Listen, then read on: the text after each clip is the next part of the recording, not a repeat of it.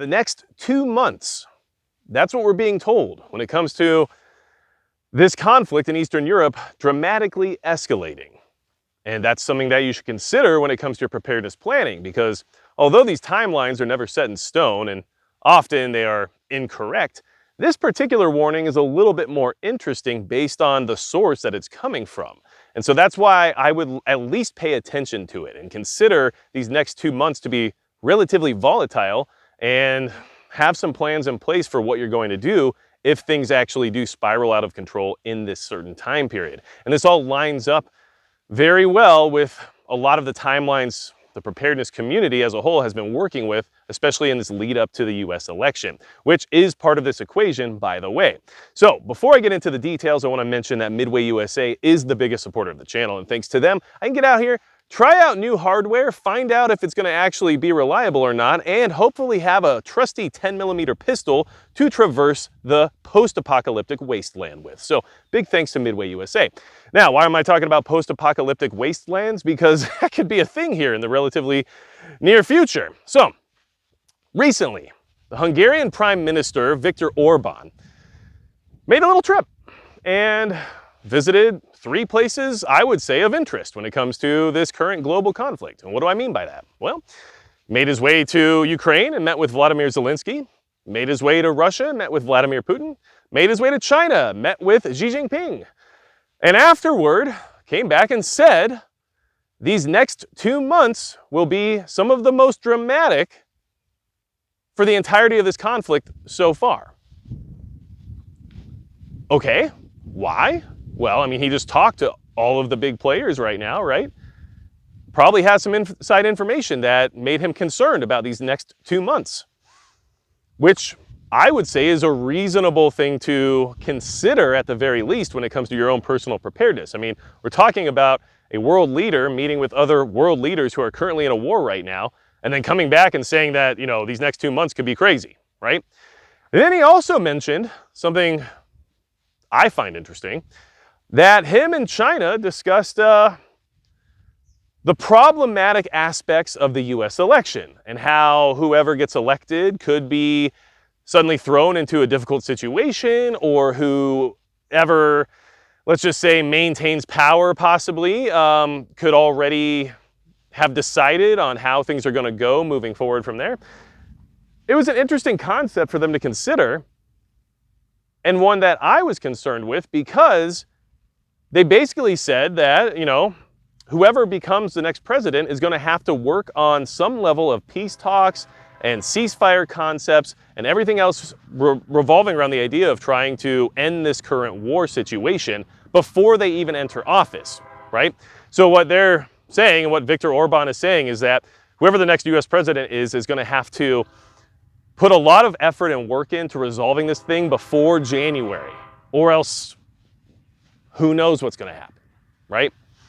And since ceasefire talks and peace treaties and everything else haven't been very successful so far, I don't know how reasonable of an expectation it would be to assume things are just going to improve post the US election based on whoever inherits power. So what can I do about it, and what do I think about it, right? As someone who wants to be prepared. Well, when a world leader comes out and warns that this conflict could be the most dramatic it's ever been in the next 2 months, I'm going to take that relatively seriously, with the hopes that nothing actually happens, with the hopes that nothing changes, and that we can kind of just keep moving forward and hopefully, I don't know, improve our situation, but I find that highly unlikely at this point. So I'm going to use that information to my benefit to say, okay, over these next 2 months, any projects that I've been trying to work on or accomplish or at least get started, I maybe need to accelerate a little bit further, right? And I might top off some of my prepper pantry when it comes to canned goods and rotating things out and everything else. So maybe put a little extra work into the old inventory during this time.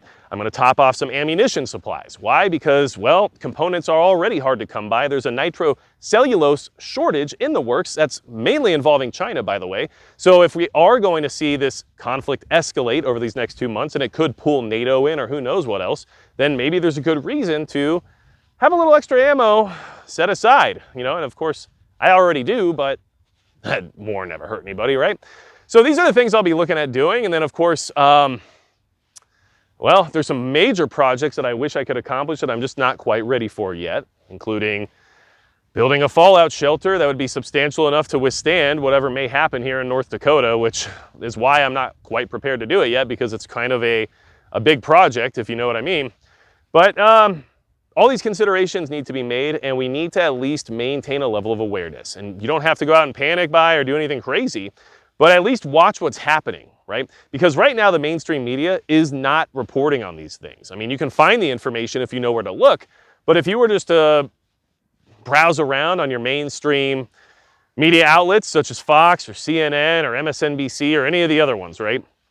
They're generally not reporting this information anymore. They're not talking about the war. They're not talking about the realistic expectation of it expanding. They're not really talking about the nuclear threat or anything else at this point in time. We're in full swing election mode, so everything's about politics. I mean, I'll be dang right honest with you right now.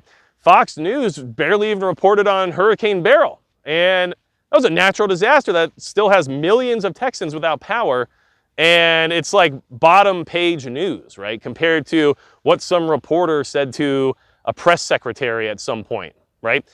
So we're not even getting news that's relevant to basic preparedness anymore, or natural disasters. We're literally being spoon-fed politics and everything else around it. So be aware, stay alert, and take these warnings seriously, especially when they come from someone who has, I guess, a little bit less of a bias. I mean, we don't have to get into Hungary and their relationship with the rest of NATO and all that stuff, right? I mean, that's not what we're talking about right now. What I'm talking about is the fact that this person doesn't have necessarily a bias based on how Americans feel about the information that's being put out there.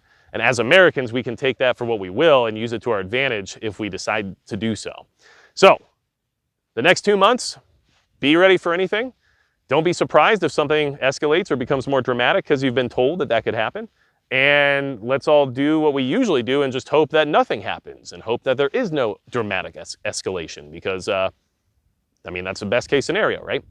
So, listen, things are getting weird when it comes to any type of information that you put out there that isn't necessarily considered to be the norm, right? So if you guys don't mind, make sure you check that you're still subscribed because a lot of you probably aren't, which is something that just happens, I guess. And then if you want to like and share the video, it just helps the channel grow. And of course, if you want to get more involved, you can hit the join button below or even join Subscribestar, where you'll get private live stream access, exclusive communication, and all kinds of other stuff. So make sure you check that out. Anything else you need from me at all, go to magicprepper.com. And besides that, that's going to be it for Magic Prepper.